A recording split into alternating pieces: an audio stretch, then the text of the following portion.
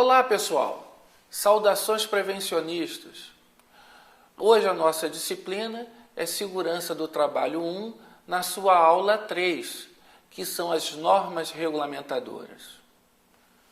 As normas regulamentadoras, hoje, são 36, e a proposta dessa aula é falar das 36 normas de forma resumida, dar apenas um aspecto introdutório, ok?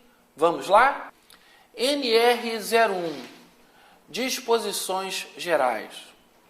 Essa NR define CIT, Secretaria de Inspeção do Trabalho, que é o órgão nacional competente em matéria de medicina do trabalho e engenharia de segurança do trabalho.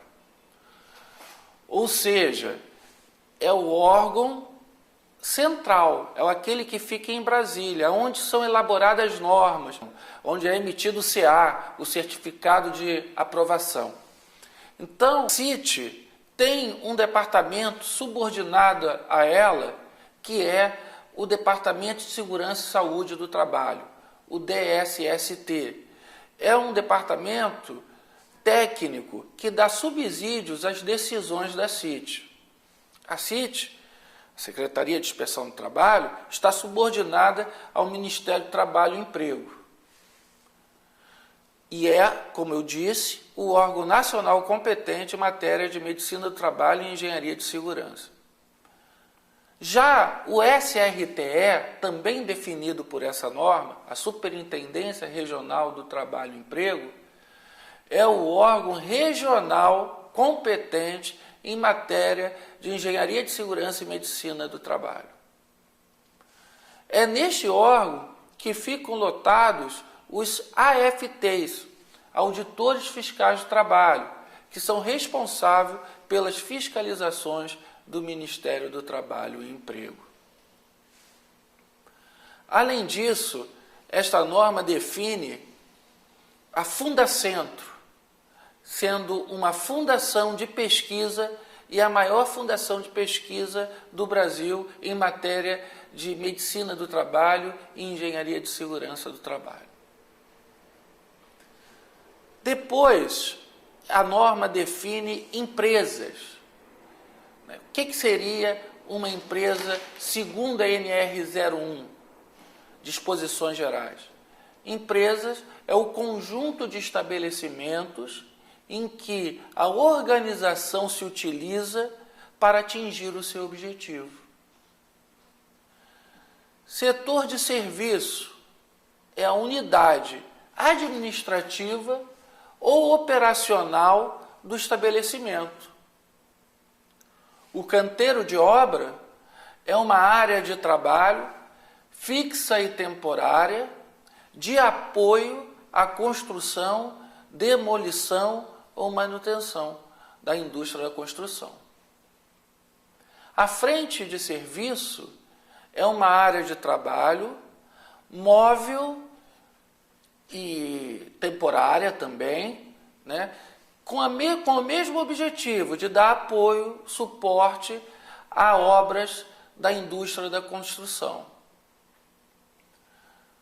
Seguindo o local de trabalho. Local de trabalho é onde se executa os trabalhos. Fazendo essas definições, vamos para a NR02, inspeção prévia. A inspeção prévia é aquela inspeção que é feita antes do estabelecimento entrar em funcionamento. Então, você solicita ao SRTE, a Superintendência Regional do Trabalho e Emprego, uma inspeção onde ela vai, depois de elaborar a inspeção, emitir o CAI, o Certificado de Aprovação da Instalação, o Certificado de Aprovação da Instalação. Só que muitas vezes o Ministério do Trabalho e Emprego não consegue fazer essa inspeção por conta do pequeno efetivo em relação ao grande número de inspeções que tem que ser feito. Então, nesse caso, é possível se fazer uma declaração das instalações. Você declara para o ministro, você, que eu digo, o empregador, declara que os seus estabelecimentos estão em conformidade com as regulamentações de segurança do trabalho. Já a NR03, embargo e interdição, fala sobre as paralisações parciais e totais. Percebam que tanto o embargo como a interdição está falando de paralisação, e esta paralisação pode ser parcial ou total. A diferença é que embargo fala sobre obra de construção civil. Já a interdição pode ser uma máquina, um equipamento ou um setor de trabalho. Com isso, nós fechamos essa definição e podemos entender a importância deste item, desta norma regulamentadora número 3. Eu só posso embargar ou interditar, embargar uma obra, interditar uma máquina, um equipamento ou setor de trabalho, se for verificado risco grave e eminente. E o que seria o risco grave e eminente? Um risco que possa causar uma lesão grave e que tenha uma probabilidade de acontecer a qualquer momento. Ele pode ser definido através de um laudo do auditor fiscal do trabalho ou pode já estar previsto na norma.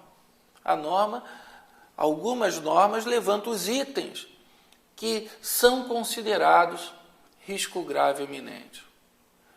Se uma obra foi embargada ou uma máquina interditada e o empregador não respeitar o embargo ou a interdição, ele pode responder por desobediência. E se nessa desobediência acontecer algum acidente, e esse acidente podendo levar o trabalhador até a morte, ele poderá ser acusado de homicídio doloso. Portanto, é importante também afirmar que somente o superintendente regional do Trabalho e Emprego pode embargar ou interditar. E ele faz isso através do laudo do auditor fiscal do trabalho. Já a NR04 fala sobre o SESMIT, Serviço Especializado em Engenharia de Segurança e Medicina do Trabalho. Quais são os profissionais que compõem o SESMIT? 3 profissionais são de nível superior e 2 profissionais são de nível técnico. Os profissionais de nível superior são o engenheiro de segurança do trabalho, o médico do trabalho e o enfermeiro do trabalho. E os de nível técnico é o técnico de segurança do trabalho e o auxiliar técnico de enfermagem do trabalho, com a especialização de trabalho. Só que nem todas as empresas precisam ter todos esses profissionais. E algumas delas podem ter um ou outro, mas em maior número. Para fazer o dimensionamento do SESMIT, nós precisamos utilizar o anexo da NR4, que vai depender do grau de risco da atividade da empresa, da atividade principal da empresa e o número de funcionários que essa empresa possui. Fazendo esse cruzamento, do grau de risco com o número de funcionários, nós vamos chegar ao dimensionamento correto do SESMIT. A NR5 fala sobre a CIPA, a Comissão Interna de Prevenção de Acidentes. É uma comissão porque é um grupo de pessoas, interna porque é um grupo de pessoas dentro da empresa. Só pode participar da CIPA os funcionários da empresa. E tem como objetivo a prevenção de acidentes. A CIPA é considerada paritária, porque o número de representantes do empregado é o mesmo do representante do empregador. Só que os representantes do empregador é por este designado, e os representantes dos empregados são escolhidos através de uma votação, de um escrutínio secreto, né? Onde os trabalhadores votam em seus colegas, escolhendo assim quem será os seus representantes. Também existe um quadro de dimensionamento. Esse quadro de dimensionamento vai depender do QNAE, da Classificação Nacional da Atividade Econômica, e do número de funcionários. Então perceba a diferença. Quando eu vou dimensionar o SESMIT, lá na NR4, eu faço pelo grau de risco, junto com o número de funcionários. Já o dimensionamento da CIPA é pela Classificação Nacional da Atividade Econômica, cruzando com o número de funcionários. A NR6 fala dos equipamentos de proteção individual. Quando eu falo dos equipamentos de proteção individual, eu tenho que fazer um parêntese, falar que muitas das pessoas que não conhecem segurança do trabalho, que são leigas nesse assunto, têm uma falsa impressão de que a função do técnico de segurança do trabalho é ficar na porta da empresa distribuindo capacete, bota, luva para os funcionários.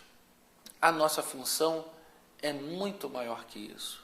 Na realidade, indicar a EPI é o nosso último recurso, porque o nosso objetivo principal é eliminar os riscos do ambiente.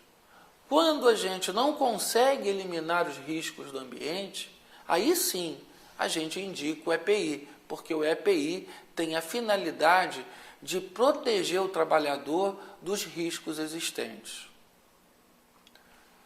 Ora, existem em 9 categorias para a EPI, 8 que protegem, partes do corpo humano, e uma 9ª que fala sobre proteção contra a queda por diferença de altura. Essas categorias são proteção do crânio, proteção de olhos e face, proteção do sistema respiratório, das vias aéreas, nariz e boca, proteção dos ouvidos, proteção do tronco, proteção dos membros superiores, proteções dos membros inferiores e proteção do corpo inteiro.